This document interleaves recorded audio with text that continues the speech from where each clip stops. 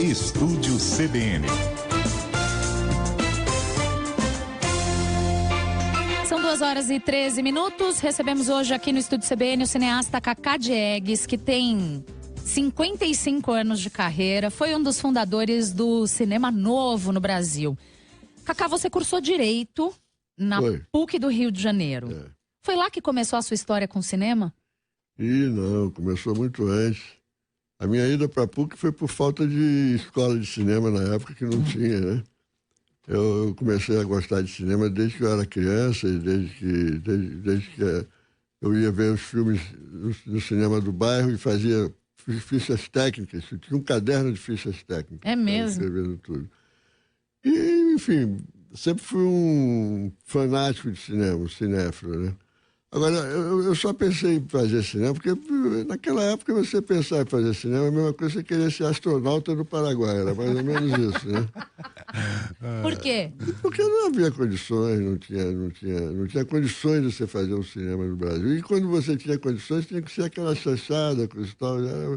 Não era possível você fazer um cinema. Mas aí eu encontrei, com 17, 18 anos de idade, até menos, 16, eu comecei a encontrar pessoas que tinham os mesmos sonhos que eu, né? Então, essa coisa do sonho fortalece muito. Você começa a perceber que se tem mais alguém que pensa como você, é porque vai dar pé, né? Tem um jeito qualquer que vai ser possível. E foi aí que eu comecei realmente a pensar em ser cineasta e comecei a fazer curtas-metragens, coisa e tal. E esse grupo depois virou o Cinema Novo, né? E quais eram os seus sonhos que você compartilhava com essas outras pessoas? Basicamente fazer cinema, né? Fazer do cinema uma linguagem. Eu costumo dizer sempre que a gente não estava fazendo somente um cinema para o país, estava fazendo um país para o cinema também, né? Eu sou de uma geração que achou que o Brasil ia ser um grande transformador da humanidade, que a gente tinha condições culturais muito originais, que eram muito poderosas e que iam fazer do Brasil uma grande potência cultural. E a gente acreditava nisso. Quer dizer, eu até costumo dizer que o programa do Cinema Novo era muito simples, tinha só 3 pontos. Primeiro, mudar a história do Brasil. Segundo, mudar a história do mundo. Terceiro, mudar a história do cinema. Então, é claro que a gente não conseguiu nenhuma dessas coisas, mas construiu um cinema muito generoso, né? Porque isso aí gera um pensamento generoso sobre o Brasil, sobre a humanidade, sobre as pessoas, sobre os outros. Então é isso que aconteceu. O sonho era esse mesmo, quer dizer, fazer um cinema que fosse um cinema que emocionasse, que fizesse pensar, que fosse um retrato do estado do mundo, né? Porque no fundo é isso mesmo que a gente faz quando faz cultura, quando faz arte, você registra o estado do mundo, né? Sobretudo, basicamente, o mundo à sua volta. E das figuras que sonhavam junto com você naquela época, quem são? Arnaldo o principal, o grande mestre disso tudo era o Nelson Pereira dos Santos, que era um pouco mais velho que a gente. Hoje isso não significa muita coisa, o Nelson acabou de fazer 89 anos, mas na verdade, naquela época, você tem uma diferença de quase 20 anos entre uma pessoa e outra, era muita coisa, né?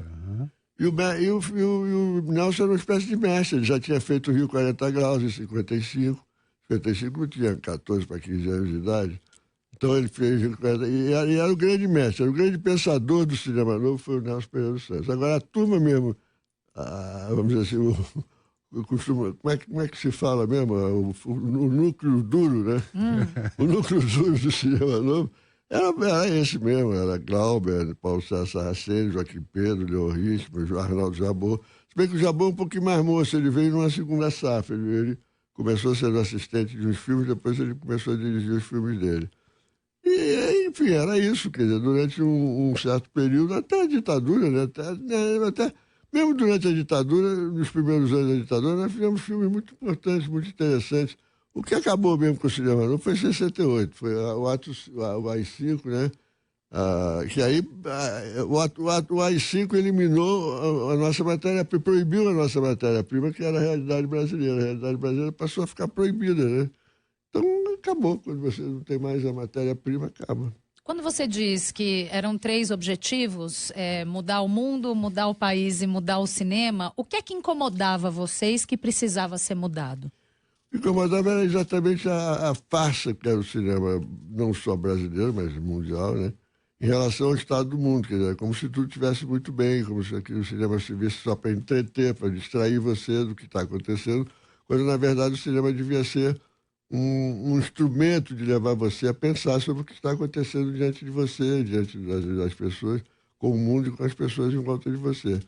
Então, o que incomodava era isso. E aí também, vamos dizer, a caretice da maneira como os filmes eram feitos. Os filmes que era como se você tivesse a obrigação de seguir uma gramática que não era necessariamente a única possível para o cinema. Então, havia desse desejo também de mudar a maneira de fazer cinema, né? Claro que a gente teve, assim, muita influência do neorrealismo italiano, da Nouvelle Vague francesa, mas a gente criou o nosso modo de fazer cinema, ou seja, um modo que correspondia à economia do cinema naquela época, a economia do Brasil naquela época, perdão.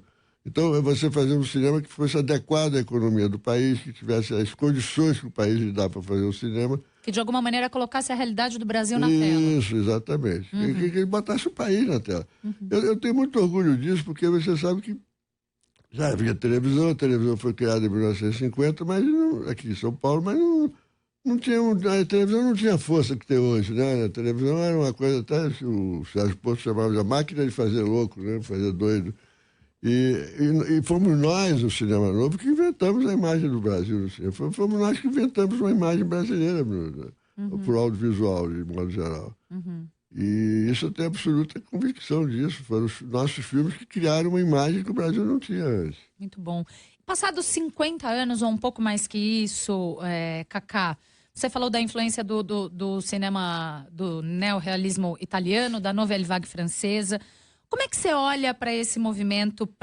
Como é que era possível essa intersecção com movimentos culturais de outros países? Você morou na Itália e morou também na França. Como é que se deu essa influência, essa conversa entre culturas de países tão diferentes? Não, quando eu morei na Itália um pouquinho só, na França não, na França eu fiquei bastante tempo. Isso já tinha feito 3 filmes, já tinha 3 longa-metragens. Fiz até um filme na França, para a televisão francesa, que eu acabei arrumando por causa da ditadura que eu fui, né? Então, eu acabei arrumando lá um empreguinho, não um emprego, mas uma coisa de fazer alguns filmes para a Antena 2 da França. Mas a influência francesa, veja bem, o que acontecia com a minha geração é o seguinte: quando você quer fazer alguma coisa, você parte da tradição, né? Você quer mudar o mundo, você parte da tradição que tem anterior a isso. Nós não tínhamos tradição de cinema no Brasil. Nós inventamos o Humberto Mauro, que era o grande cineasta brasileiro antes do Cinema Novo, mas era um cineasta solitário, que não tinha propriamente uma escola atrás dele, um grupo atrás dele. Então nós procuramos nós procuramos a nossa tradição fora do cinema, ou seja, na literatura, no modernismo, na pintura, no Villa-Lobos, na música, nas outras coisas que o Brasil tinha de tradição. Aí nós fizemos isso. Agora, os filmes que nós gostávamos eram os filmes que tinham alguma coisa a ver com isso, que era basicamente o cinema europeu, italiano e francês, né? Então, era como se nós estivéssemos procurando fora do Brasil a tradição cinematográfica que nós não tínhamos no Brasil. Né? Foi revolucionário nesse sentido? Foi. Eu tenho certeza que foi. Então, tanto foi que mudamos, como eu disse, nós inventamos uma imagem para o Brasil, mudamos a visão do Brasil, mostramos através dos nossos filmes. Eu costumo dizer, a gente era simultânea à Bossa Nova, né? Foi mais ou menos na mesma época. A grande diferença é que a Bossa Nova retratava um Brasil harmonioso, elegante, coisa e tal, que todo mundo queria que fosse, e nós fazíamos filmes sobre o que o Brasil era de fato, que ninguém queria ver, né? Entendeu? Um Brasil pobre, miserável, cheio de dificuldades, coisa e tal. Mas acho que isso acabou criando de certo modo, eu acho até que o Cinema Novo é o modernismo no cinema, é a chegada do modernismo ao cinema, né? Todas as ideias de criar uma linguagem nacional, de falar de coisas, de problemas nacionais, de tratar a cultura nacional como um elemento importante na formação do filme, e não uma coisa que havia naquela época, os 4 ou 5 ou 6 filmes que se fazia cada ano, que eram filmes mais ou menos paródias de filmes americanos, né? Reprodução de filmes americanos que não tinham muita coisa a ver com o Brasil. Cacá, você falou sobre colocar o país na tela. É frustrante, ou foi frustrante, fazer filmes que retratavam a favela como 5 vezes favela e depois o 5 vezes favela, agora por nós mesmos? E esses filmes não chegarem àqueles que vivem na favela, ou seja, tanto no primeiro de 62 como no segundo de 2010. O pobre era o tema, foi o tema, só que muitas vezes ele não foi ao cinema. Frustra. É horrível. Você tem toda a razão, Fernando. Isso é uma coisa... Isso é uma angústia que eu tenho, que todos nós temos. Porque, por exemplo, eu produzi o filme 5 vezes a ela, agora por nós mesmos. Aí, quando eu fui exibir o filme, eu pedi aos distribuidores, eu disse, eu quero cinemas perto das favelas, para facilitar a ida do morador de favela ao cinema. Não iam.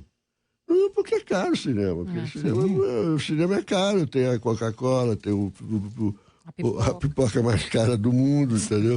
O cara, para sair de casa para ir ao cinema, ele tem que se preparar, porque ele vai gastar dinheiro. E o ingresso em si é caro. E hoje os ingressos é caro, é claro que é caro. E hoje em dia você tem a televisão, que é o entretenimento mais barato que existe, que é de graça. Então está acontecendo coisas, Fernando, que são difíceis de você entender. Porque é difícil de entender, não. Eu entendo dessa maneira, porque os filmes não dão nada. O que, compadre? Não, pode continuar. Esse estudo. Eu tô com medo de Brasília. Não, fica tranquilo. Já vai fica entrar, tranquilo. Brasília tá danada. Tá pegando fogo, eu aqui falando do cinema dos anos 60. A gente tá adorando, nossos ouvintes também estão se manifestando aqui. Olha, mas enfim. Pois é, isso que eu estava dizendo. Então, quem vai ao cinema é quem tem dinheiro. E isso é que é terrível hoje, nesse momento. Há um problema grave, porque a classe média que vai ao cinema, a classe média para cima, que é quem vai ao cinema, odeia o Brasil, não quer ver o Brasil na tela. Está cada vez odiando mais. Até com certa razão, né? Porque está horrível. Você vê as coisas que estão acontecendo no Brasil, é horrível. Então, quando você diz assim, um filme brasileiro, você já diz, não quero ver, não. Né? Não sabem, às vezes, nem do que se trata. Nem se é bom, se é ruim, ele não quer ver, porque é o Brasil. Né? O filme brasileiro vai falar do quê? Vai falar do Brasil. E ele não quer ver de jeito nenhum esse filme. Agora, quando esse filme vai para a televisão, o público que gosta de ver o Brasil na tela, que é o público mais pobre, abaixo da classe média, vai ver na televisão. Então, o que está acontecendo é o seguinte, os filmes fracassam nas salas de cinema e são um sucesso incrível na televisão. Uhum. A Globo, só a Globo, ano passado, passou 180 filmes brasileiros. 180 filmes brasileiros passaram na Globo ano passado. É bastante, hein? E alguns, é claro, e alguns assim, tela quente, aquele negócio, como é aquele de tarde, que tem... Sessão da tarde? Sessão da tarde. Então, programa horários bons. Horários bons, não é escondido às 4 da manhã, não. Uhum. Então, isso significa o quê? Significa que o povo brasileiro quer ver filme brasileiro. Agora, a classe média não quer, porque está de saco cheio do Brasil, não gosta mais de ver o Brasil, tem toda a razão, aliás, sobre certos aspectos. Embora devia entender que os filmes não são exatamente contra o Brasil, nem são filmes para mostrar que o Brasil está uma porcaria. Mas assim, basta ir ao cinema para ver isso. Para ver isso, né? Pois é, a gente tem visto, Cacá, muitos novos e bons diretores e diretoras surgirem e se consolidarem, principalmente agora nos últimos, talvez, 10 anos. A própria Mostra de Cinema de São Paulo é uma impulsionadora desses nomes, desses talentos. Você acha que o cinema brasileiro tem uma cara hoje, seja pela temática, como foi na época, no finalzinho ali da retomada, seja pela linguagem ou não? É um cinema muito diverso. Eu vou dizer uma coisa que pode chocar, mas eu acho que nós estamos vivendo o melhor momento da história do cinema brasileiro. Estamos vivendo um momento de produção. O ano passado foram produzidos 143 filmes brasileiros. Esse ano está se esperando a produção de uns 160. Esse número nunca aconteceu na história do cinema brasileiro. E em história de cinema latino-americano, nenhum. Nunca aconteceu isso, um cinema produzindo esse número de filmes. E o que é importante, esses filmes têm uma diversidade geracional, regional, política, estilística, cinematográfica, que é a grande virtude hoje do cinema brasileiro, é a sua diversidade. O Brasil é um país... O Roberto Rossellini, o grande diretor italiano, que veio muitas vezes aqui ao Brasil, que a gente conheceu e tudo, ele dizia isso. O Brasil é um dos poucos países do mundo que pode fazer uma indústria de cinema como a indústria americana ou como foi a indústria russa na época da União Soviética. Por quê? Porque nós temos uma vastidão de temas para abordar. O que é cinema brasileiro? É um homem na Amazônia, o cara tomando banho de mar na Bahia, é as cidades históricas de